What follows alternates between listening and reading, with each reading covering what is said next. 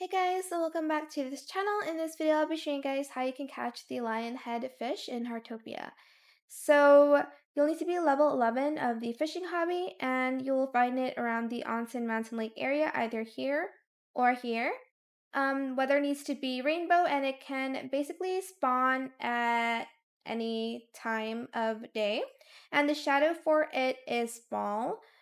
Hopefully it's this one, but if it's not, we will have to use the Mermaid Attractor as well as the Perfume to speed things up.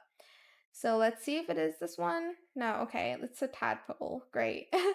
So I will be speeding up this process as usual, and I'll be right back when I caught it.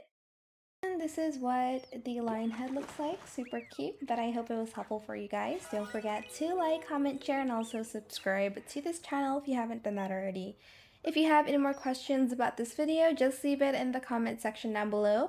I'll try my best to answer them all for you guys, and if you found this video helpful, please click the thanks button as well. Also, be patient in catching this because it took me quite a while, so yeah.